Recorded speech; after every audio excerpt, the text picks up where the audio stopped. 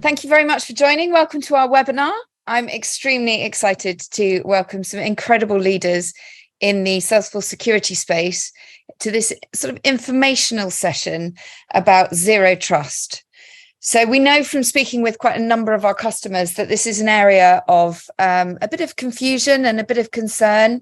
And so we're going to try and distill the plethora of information that is available online into what you actually need to know and answer as many questions as we can. So please use the Q&A in the Zoom panel. Please use the Q&A to ask as many questions as you like. We've got some really great brains here, so let's try and stump them. Let's try and give them some challenging questions. We are going to start with some background. So what is zero trust and what are Salesforce and Flosum and Provar doing in order to be able to help people gain compliance with zero trust? This will probably take about 15 minutes. And then we're going to move on to some panel questions. So I'll put some questions to our panel. This will probably take about another 15 minutes. And then we will open it up to any of the Q&A questions that you have put into the Zoom. So the floor will be yours and you'll be able to answer any questions, ask as many questions as you like. So please do. That'll be another 15 minutes as well before we'll aim to wrap up and give you a little bit of time back for the day. Okay, let's do some intros. Oh, I can't move my screen, sorry. Hi, I'm Ella. Or Eleanor Deering. I'm the head of partners and alliances at Provar. I've previously led a number of initiatives around information and data security. It's an area that I find really interesting. And so that's why I'm here today. And I'll hand over to Susanna. Yeah. Hello, everyone. It's a pleasure to be here. My name is Susanna Plaisted, and I'm an architect evangelist at Salesforce. I've been here for about 2.5 years. I work in architect relations, and before that, worked at a number of different ISVs and Salesforce customers as well. Super. Thank you. V? Hello, everyone. So my name is Verilov Mihailovich, and I'm a senior director here at Flosum. My background, I've been in cybersecurity for a while. I come from a background in IAM and privileged access management, having worked in DevOps and DevSecOps over the last 5 years. Brilliant. Thank you. And Richard? Hi, everyone. Richard Clark. I'm Chief Strategy Officer at Provar. Doesn't seem very related to cybersecurity, but I've been in many chief technical officer roles where I've been in your shoes, where I've had to ensure compliance to different InfoSec standards. And again, like Ella, it's an area I follow closely, and the expertise around how we can test things like cybersecurity is what I want to talk about today. Brilliant. Great. Thank you very much. So I think what we'll do to kick off is, V, if I can hand over to you and ask you to just give us a bit of a background, please, on what is zero trust? What does it mean? All right, wonderful. So I'm sure everyone has heard this magical term of zero trust. And what we're here today to do is to get beyond the buzzwords. But let's start off at the basics and come to an understanding of what does the definition of zero trust mean? It literally means an evolving set of cybersecurity paradigms that move defenses from static network-based perimeters to focus on users, assets, and resources. Now, we all might be thinking, okay, this covers absolutely everything. Where does this begin and start with me and Salesforce? And what we'd like to do is hand it over to Susanna and just say, hey, how do we get beyond this technical definition into something more pragmatic and practical for ourselves? Yeah, awesome. Thanks, V. So just if you can even go back to the definition. So you'll notice from this slide, right, that once we get there, we'll notice that this is just one of the definitions of zero trust. So zero trust is actually a set of frameworks. It's a concept that's backed by a set of frameworks. This is one of the definitions from NIST, which if you're in the US and you work in security, you might be familiar with.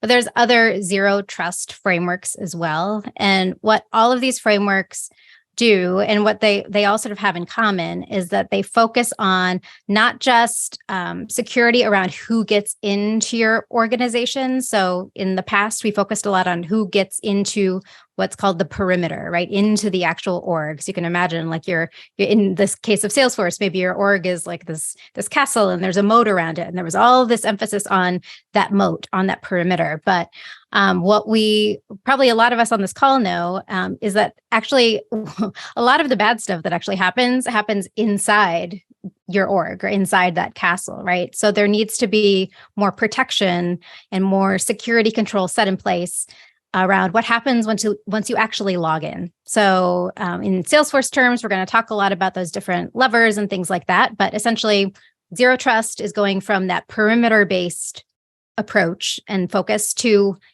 an interior-based approach of what happens inside the technology to protect those who are already inside the castle. Okay. So now hard shell, soft center.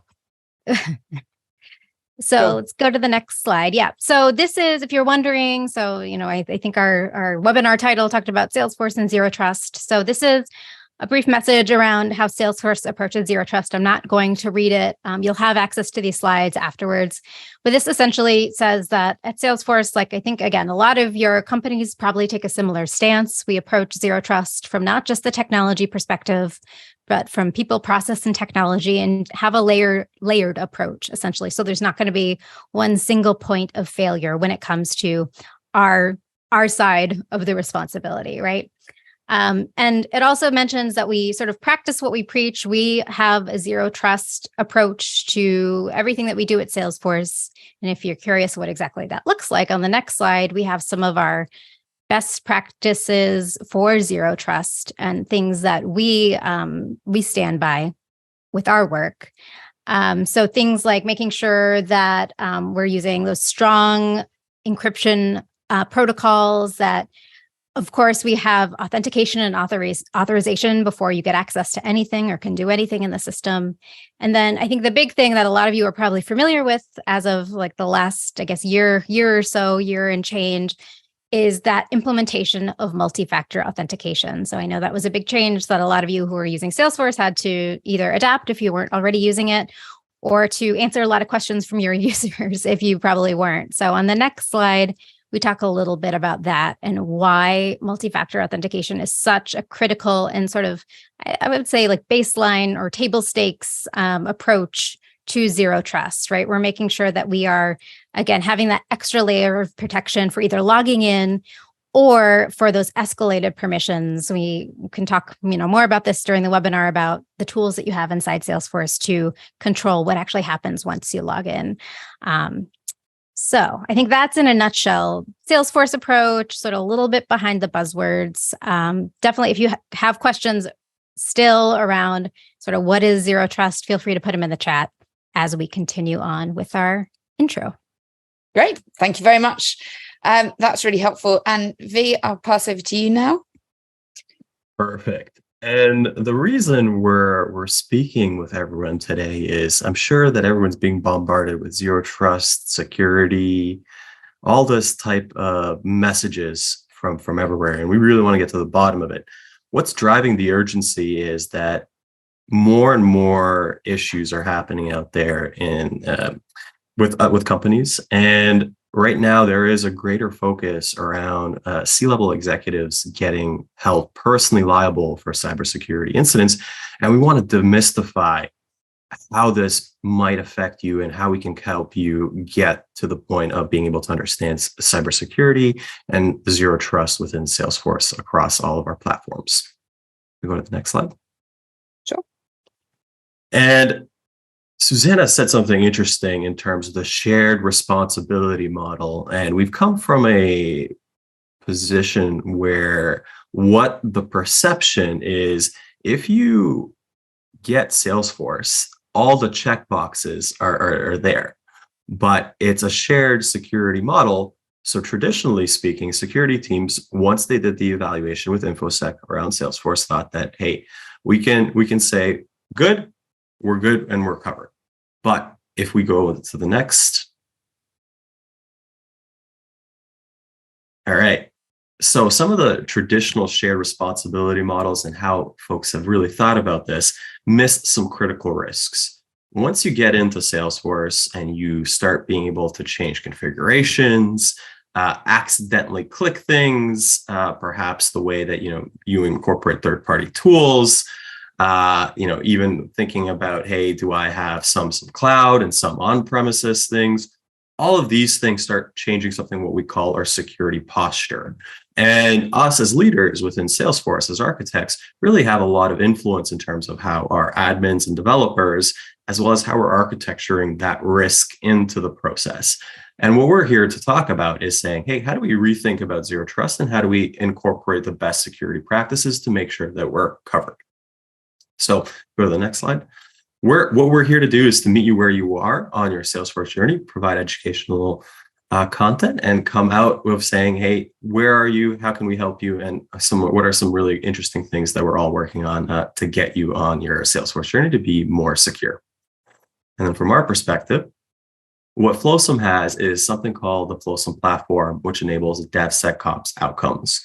You might traditionally know us about being a DevOps CI/CD tool, but we've been going into both being able to manage security posture management as part of the DevOps process. So making sure those misconfigurations that developers are doing don't end up impacting the uptime of your platform or exposing you, unfortunately, to a little bit more risk.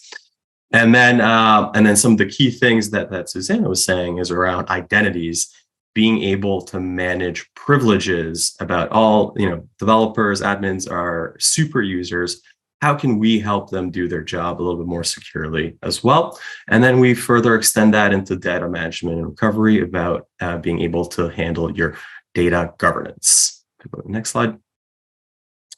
And then a particular focus where we help enable these privileges, our Trust Center solution that's part of the Flosum platform, where we can help manage ongoing your cybersecurity posture, your least privilege, and then we make it really easy for you to rectify any issues that you might be able to find and implement governance for you to be able to make sure that you meet your compliance requirements, especially if you are in a regulated industry. This is critical to have as part of your DevOps processes and making sure that you stay secure on the Salesforce platform when you are doing this development and the shared security model. No, sorry. I don't think I meant to change the screen just then. Apologies for that. So thank you so much, V. So Richard, do you want to talk a little bit more about, I'm so sorry, I've lost control of my slides. Would you like to talk a little bit more about what Provar is doing, please? So those aren't aware, Provar, we're the original and the only product designed for testing Salesforce. So when it comes to zero trust, we're talking about the verification stage. We're talking about the ability to check that those policies have been applied, and we want to have proof, we want evidence. So we have two main products. One is Provar Manager, which is a continuous quality solution on the App Exchange, which lets you keep records of all the things you do in your application lifecycle that might be related to testing. And that can be manual assessments. It can be using third-party tools to do static analysis, so understanding your threat landscape.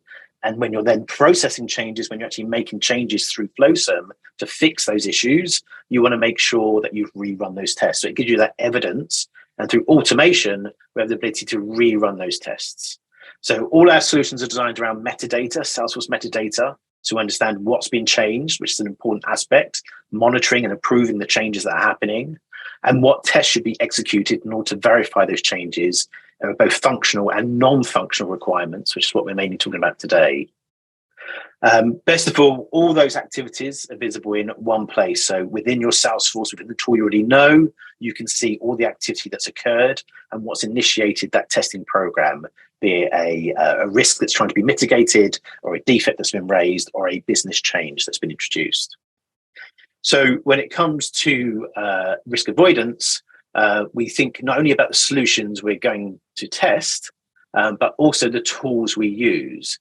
So the principles of least privilege need to apply to things like Flosum and Provar or other tools that you use in your architecture.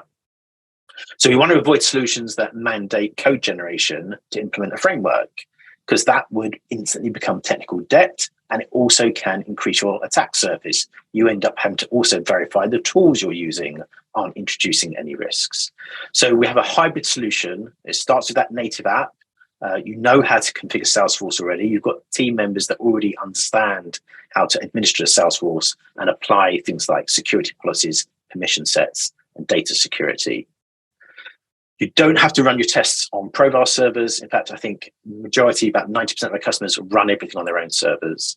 And there's no mysterious back-end architecture doing things on our platform. The only data we collect is about usage of our product and our licenses. So the unique features we have to help you enforce zero trust are things like we encrypt a environment, and encryption keys are separate per environment because we don't want a single employee to automatically get access to every environment just because they've got access to the QA application. You can control who sees what and which applications. And using Salesforce as a platform, it means you can control, as you would normally with any other Salesforce object, opportunities, cases, accounts, etc. You can apply the org-wide defaults and the criteria-based sharing rules that you use to restrict access to data, and you can grant access to data on a functional level as well. And you don't need any other skills. Let's say those are the skills you have already in your organization. Next slide, please. So my 6 considerations I would say you need to think about. Firstly, unauthorized access still needs to be verified. So the perimeter defense is still important. We still need to test for it. So we need to support single sign-on multi-factor authentication and be able to use testing for different user personas and reusable tests. We need to guard against data breaches. So where we have security scans or Salesforce optimizer scans, you want to maintain a history of those and show that you're making progress in tackling the issues found over time. Unfortunately, it's a constant process. When it comes to things like Salesforce permissions, where those permission assignments have been implemented, you want to monitor changes in those permissions per environment. It's very easy. Someone grants someone a new permission, but have they done that? Did anyone know they were doing that? Has someone just checked a box? Has it been applied for the right process? And when those permissions are applied, does the application work as expected in both the user interface and the API layers of an application? It's not enough just to put validation rules in place on the database. It's not enough just to put guards on the UI to make things UI if they're readable at the database level. And then we come on to things like insider threats. So it's a big topic of discussion. It's a key concern. By combining automated testing along with things like coverage, manual exploratory testing still really important, you can provide an increased coverage for those insider threats. What are the different ways people can attack that application? So verification is obviously the major benefit of Provar, which allows you not only execute tests via the UI and API, but also verify changes on the end-to-end systems, such as integrations from MuleSoft to database servers, message queues, emails even, what data is being exposed in those as well. It's more than just testing Salesforce. And when it comes to change detection, we also want to think not only about data, but we need to think about the applications. So what are the installed package versions we're using? Are they up to date? What updates do we need to apply to environments to make sure they're up to date with the latest security? Which production environments are kept up to date? Which sandboxes holding production data are updated? And we want to, again, store those results. Okay. So I just want to sort of finish this section with talking about a concept of testing that the testers on the call will be familiar with. Black box testing, opaque testing is traditional penetration testing to verify perimeter defenses. We still need to do this. Grey box testing is where we now start to explore zero trust. We start to explore what users can do once they have access, but we do this without any prior knowledge about how the system is built, how much the attack surface is visible, what's the attack vector for each type of user. We start to do some exploratory testing around that. And then white box testing is kind of the ultimate goal, is transparent testing, where we use knowledge about the system and its integrations to explore specific potential vulnerabilities. So think of it as being omniscient about your applications. But to work, it requires full disclosure and honesty from the whole delivery team around the systems to think about what could be exploited. And it's not a blame game. These things always happen. It's about making sure we detect, think in the terms of a hacker, and think about how things could go wrong for a bad employee. So my recommendation is to work with a security specialist alongside your QA team, alongside your business analysts and architects, to leverage their knowledge about additional threats that you may not have thought about, and then use automation to exercise tests against those threats on a continuous basis.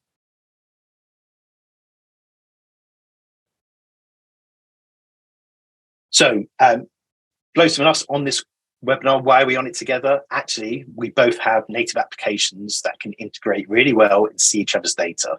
So we're able to work together. We've got many joint customers already. Fee, do I hand back to you this one? Yeah, and as we roll into our panel questions with Susanna, here are some of the business problems that we're tackling. We can talk and chat with you later about it, but it's about improving coverage, dealing with improved mean time to fix around security incidents, automating it away and making it part of the architecture.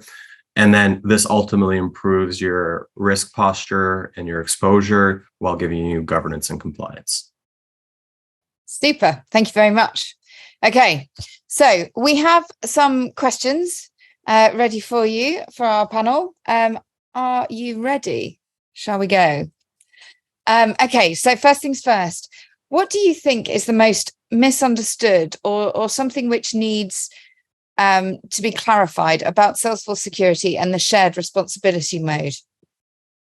Yeah, I can start. So I think we covered this a little bit, but it's great to reemphasize. I think the common misunderstanding is that just because Salesforce protects the infrastructure, protects the servers, makes sure that everything is up and running for you, that you don't have to think about security. You don't need to think about the zero trust architecture. Because I think as V smartly stated, there's so many controls in Salesforce to protect your data.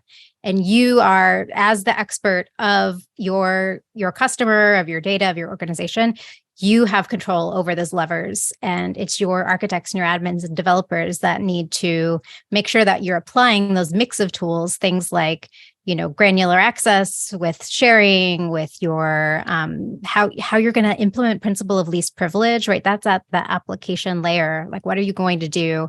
How are you going to document it? How are you going to test it using, some of maybe these great tools that we talked about already? I think that's the most misunderstood piece. Cool. Okay, great. Thank you. And anybody else? Okay. I'll just add to that. I think one of the things, not so much misunderstood, but an underutilized feature is in Salesforce that permissions can be granted as part of business process, just for the time in which someone needs that elevated permission. I think it's a very important thing. People say, well, I need to give this person access. Actually, when do you need to give someone access? It's an important consideration people should be thinking about. Yeah, so it doesn't have to be forever. Exactly. Perfect. And then thinking about our day-to-day responsibilities as we're going through and managing the platform, I think the reality, and this is what will probably hit home with everyone, is if there is ever an incident or an issue, very unlikely will the responsibility or the issue happen within the Salesforce application, as Susanna was mentioning, is it's very secure. From that perspective, it's about controlling your environment and managing your posture to make sure that you are doing best practices. And this way covers yourself as well, making sure that, hey, I understand exactly what's going on in my organization. Thank you very much. Okay, next question. How does the concept of zero trust apply to the Salesforce ecosystem? What are some of the key considerations for implementing zero trust principles across Salesforce environments? Who wants to take that? I'll start first, but I'm sure the others will have something to add. So from my perspective, it's more than just thinking about profiles, permissions, and separating those. But as Salesforce are bringing that in 2026, don't wait, start it now. If you're affected by zero trust or you have high governance needs or compliance needs, don't wait. As part of that, you should be thinking about environments as well. Who needs access to which sandboxes with which data needs to be masked. You want to be thinking about reusable and highly easily maintainable solutions to zero trust and testing zero trust. You don't just want to be doing it once. Unfortunately, it's something you have to repeat. And policies around who has access to things like production. So too easy to give too many people admin access on production. It's easy. I don't know a single company. I'm pretty sure Mark Benioff doesn't have admin access on the Org 62, or I hope not.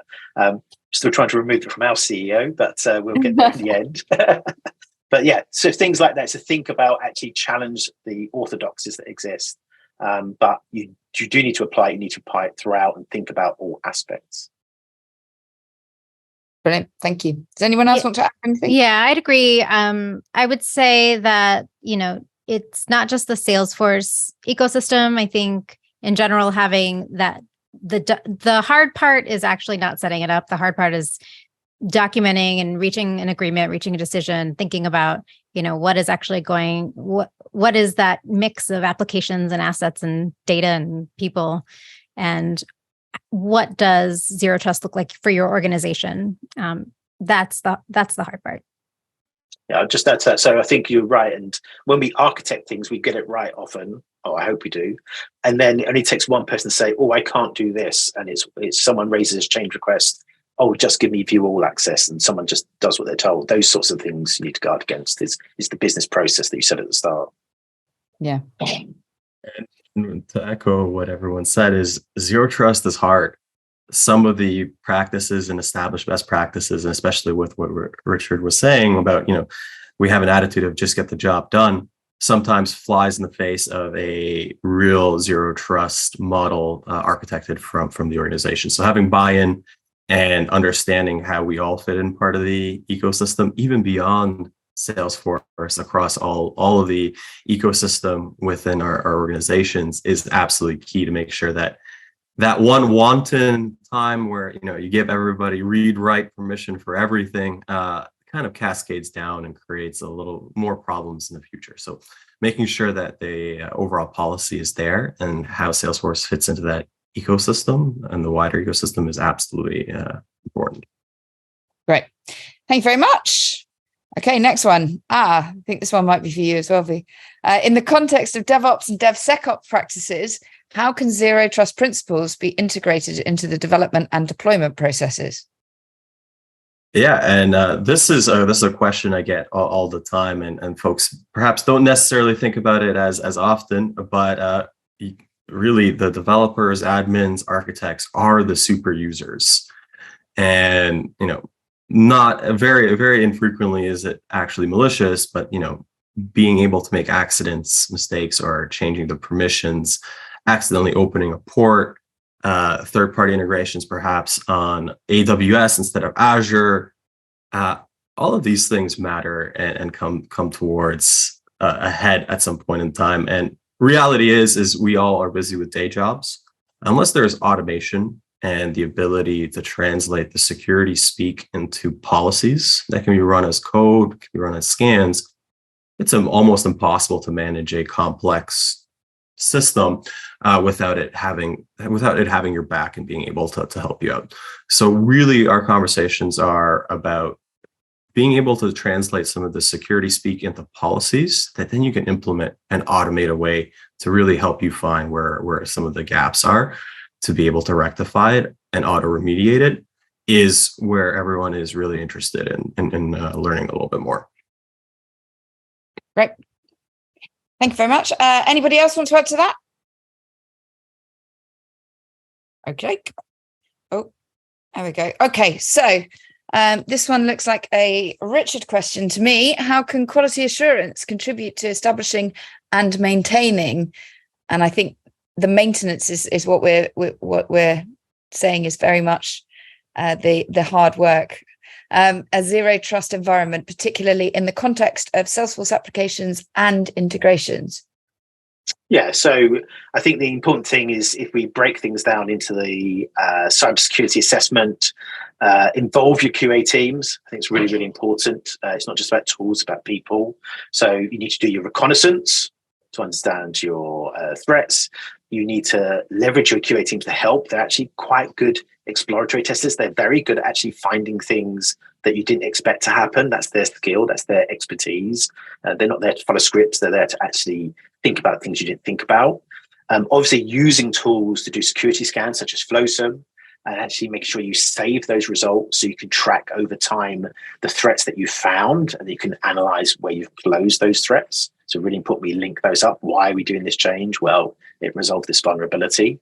And then third, enumeration or verification that the issues are resolved. And by building up those tests over time, you're building them once and you're running them many times, you can then do your continuous monitoring. That said, it's not just about automated testing, as I say. Monitoring of environments, using things like Flosum to alert for changes is really, really important as well. It's not just about test automation. Yeah, agree. Anybody else? Susanna, V, would you like to add to that? Okay, cool. Data security is a crucial aspect of zero trust. How can organizations leverage data backup and recovery solutions to enhance their zero trust posture and protect critical Salesforce data?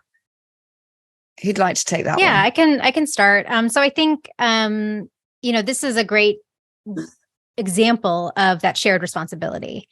So again, Salesforce protects the servers. If server's down, something happens. Obviously, that's if there's a fire in the server room, Salesforce is going to handle that. But as far as your data, if a user sort of fat fingers something, maybe uploads some new data and corrupts something, or even just deletes a record, that backup and being able to get back up and running after an incident, that is a responsibility of our customers. So having, again, a plan for how often are you backing up data, what is the time frame? So how quickly do you need to restore that data and get back up and running? And then also how far back do you need to, or how recent does your backup need to be? So can you back up every hour? What happens, between if there's a corruption that happens every, in 5 minutes, can you get back to that 5-minute point? Or do you just have that hour backup or even, a week ago's backup? So thinking about all those questions and making sure that you have a plan to get your system back up and running, regardless of if it's a person that makes an error or a bad actor that's, corrupting your information. And I think this, ties back to zero trust, because this is, again, what happens inside your org. What happens, if someone is able to get in, that's one level of security and testing. But then if they are able to get access to your system, how have you restricted, what they're able to do, and how have you planned for remediation if a bad actor or a user accidentally corrupts your data? Yeah. Great. Anybody else? I'll just add, I know V's got a lot to say on this, but I'm talking about testing, test the process of backup. I previously was selecting products for this for us. And one of the things I could not select a previous company, not one on this call, was because the process for recovery meant I had to disable a whole bunch of our validation and other rules and give it enhanced security to use it in order to do the restore. That wasn't an acceptable solution. I had to look at other options. So do test, and when you're selecting it, test the solution works, and regularly test your process works. It's not automated testing. It's a thing you should schedule, just like disaster recovery. It's a type of disaster recovery, really, isn't it? It is. Cool. Okay. V? Team did such a great job with this question. I don't think they left anything for me. Brilliant. Perfect. And that's astonishingly good in terms of timing, because that leaves us with just a few, that leaves us with, we're only 2 minutes running behind 2 minutes, which is pretty good. And I do have a couple of questions in the Q&A at the moment. So let me start with, this is a brilliant one. So there's a really good question here. I've done trailheads and they were great. They were a really good introduction. What other resources are there that I should be looking at, please? Go for it. Was there more to the question? Sorry to interrupt. No. That's it. Okay. So I'll do a plug for a great resource on the Architect website. If you haven't checked out architect.salesforce.com yet, there is a framework, another framework. We're talking about so many frameworks today, but Well Architected, Salesforce Well Architected, goes a little bit deeper into some of these topics that we've hit on that tie very closely to zero trust. So things like resilience, obviously security, org, data, security. So I would do that plug, and I'll drop a link in the chat. Thank you. Sorry, I seem to have lost control of my slides again because I'm clicking on the Q&A part. Sorry. So I've got another question here.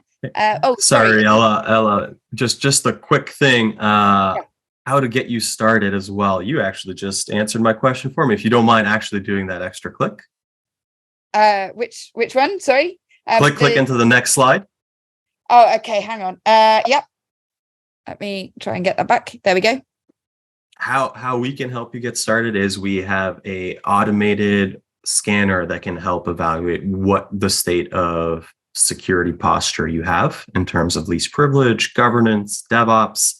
And it's really cool where you can either contact us and we can have a Flosum expert go through with you, or you can do it yourself. And we can give you a report card of what specifically you need to do to get started. So this is a little bit more action after the education piece, and we can help guide you along the process. Brilliant. Thank you so much. And I can see that Susanna has posted the link to Well Architected in the chat. So please do feel free to follow up on that one. And then I've got another question here, which is, what advice would the panel give around cybersecurity? Where should I start? I love that. I think that's a really good question. Where do I start? So I'll hop in. I think the first place to start is by identifying sort of the actors within your landscape. So what applications do you have? Who has access to them? How are they connecting to them? And really just doing a good inventory and documentation of what exists today in your landscape, and then prioritizing, because you can't do everything all at once, but you can't prioritize unless you know sort of what is out there. Brilliant. Thank you. Anyone else? Started with that risk assessment, as Susanna mentioned, absolutely critical. And then again, a plug where we can automate that away and get you a good understanding of where you are today. Yeah, just to add to that, obviously, once you've done risk assessment, you can start planning how you're going to test that risk assessment, how you're going to apply it. So use your QA team to do that planning on that strategy, identify your approach, document your risks. Don't just put them in a spreadsheet. Guess what? You can put them in Salesforce, for example. Measure your existing, you probably have existing test coverage against some of these as well. And business processes, make sure you've got your business processes in there as well. And then you can start your vendor evaluation, and then you can review your DevOps tooling gaps. But yeah, start from that threat analysis 100%. Well, no, I love what you said, Richard, around like measuring. So that's a key thing too, right? You don't just want to identify things. You want to be making sure that you're measuring your, are you improving your posture? Like, what are the metrics you want to track in KPIs? That's maybe not a first step, but that's definitely a fast follow. Yeah, none of us are going to get this right on the first attempt, so don't beat yourself up as well. Don't blame anyone either. This is not the QA fault, it's not the dev fault, it's not the architect's fault. It's joint responsibility. That's what we're saying. Yeah, we talk about a lot at Salesforce, like a blameless postmortem. So how do you talk about what happened without attributing blame? Kind of easier said than done, but a good thing to aim for. 100% a good thing to aim for. Okay, cool. I can't see any other questions in the Q&A at the moment, but if anyone wants to drop one in, there is a comment in the chat, Susanna, that the link isn't working, so please could I get you to repost that. And while I'm doing that, I'm going to move on.